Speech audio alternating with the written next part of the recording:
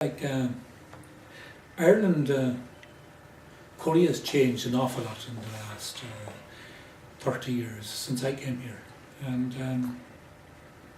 I suppose very much like Ireland too, today the whole emphasis here is on high-tech IT technology, and developing that is to be the mainspring of the economy.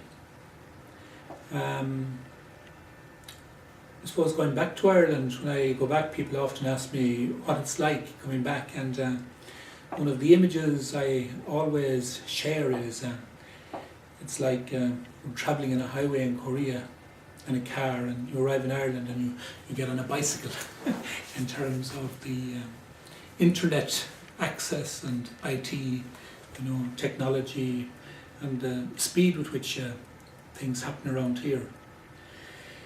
But I suppose the flip side of that is that people are finding it in many ways very difficult to adjust to the rapid changes that are happening in society here. We have one, for example, would be a lot of migrant workers have come into Korea as they've come into Ireland, and for them the change is very, very radical. Like they come from countries which are, I suppose, rural-based agricultural employment situations, and they come in here to a big urban city where everything is moving quickly. And in fact, most migrant workers would talk about Korea, they call it the bali culture. Bali in Korean means quickly, because that seems to be the work they hear from the word they hear from their supervisors. Do this quickly. Finish that job quickly. Why are you so slow? I suppose an interesting thing would be, that would be similar in some ways I think to Ireland, like the big changes, the migrant workers coming in. And there's also an employment situation here at the moment, and we have a suicide problem, like young graduates can't find jobs. Even in this morning's paper, there was a high school student, just because she felt that her results wouldn't be too great, who decided to take her own life, In fact, Korea now has the highest suicide rate among developed countries.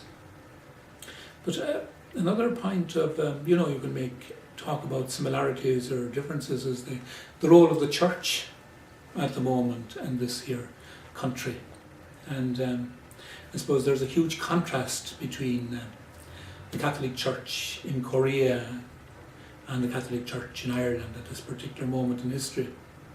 A lot of the reasons are to do with history, of course, because the history of the Church here is only just over 200 years, and it has sort of come in from the wings, and it's now become a main player in Korean society, whereas I suppose in Ireland it has been in the centre, and it's now in the process of moving out of the wings. And another thing is because of a huge enthusiasm for the church. There's quite a lot of young people involved, be it in parishes or in religious life, or volunteering for the priesthood. Or in terms of ourselves, there's a huge interest at the moment in missions, and like the focus of Columban work now in recent years has been to help the Korean church become more missionary, so we find a great response to that. But in terms of the church here responding to what's happening within the country, I think the Irish church would have, in many ways, a lot to learn. And I think a major difference would be in the actual organisation. At all levels here, there's groups, which have come together around different issues. They're very organised, and they work very systematically. And I think an interesting one for the Irish Church to reflect on the moment is the role of the Catholic Association of Priests for Justice, CAPJ they call themselves. They were organised around 1969 or 70, I think.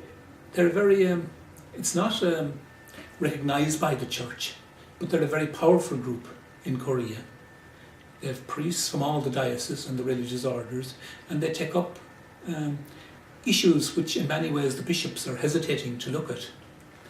And by mobilising Catholics and opinion, they're actually, it's a kind of a creative tension with the hierarchy, so to speak, and it ensures that the church has to keep engaging with, the issues of the day. And like, for example, a big problem at the moment in Korean society would be, issues around the environment, like where the government is pushing development at the cost of, ecological concerns, you could say.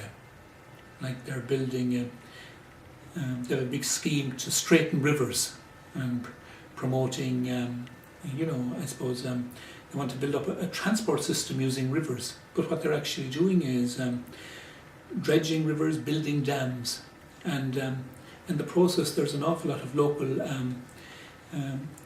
areas, like the whole environmental balance is being upset, and little plants and forms of life which were tradition to that area, which were to be found in that area now, are actually disappearing. So the church has raised that question, what's it all for, what's development for, or what are the wider concerns? Are we just into economic questions, or are we into the quality of life for people? And another big issue they've taken up is the whole question of peace and the whole arms industry. And like Korea at the moment is in the process of attempting to build a big military base here on the island off the south coast of Korea. And no one wants it, to be truthful, Like the average person says, why do we need a big military base 60 miles off the coast of South Korea? And of course, a lot of people are saying it's to do with the wider political world, where you have America facing off with China, and the arms build up and the arms industry pushing, this kind of build up in different ways. So the size of the base would seem to suggest that it's much bigger than Korea would need, and the common analysis is that it would be used by the American Navy, to kind of solidify its position here in this part of the world. But the bishops have spoken out a little about it, but the priests for justice have taken up the issue and have camped outside the site where the base is to be, built. And the result is that an awful lot of people have become aware of the issue. And it also adds huge credibility to the church, because they see the church engaging on issues of the day, and they see the church as being involved, in what's happening in society. It's not removed, or it doesn't seem to be living in another world, as sometimes we hear criticism of the church, we'll say, for example, in maybe say in the West. Now, one of the interesting things that has happened in that area where the base is being built is that the local bishop has engaged with the very much with the priests, the Association of the Priests for Promoting Justice, and he has actually brought their issues into the bishops' conference, and this is a kind of a new development. Like in the past, they were very much in tension, and bishops were pretending they weren't there, but at the same time responding to their issues.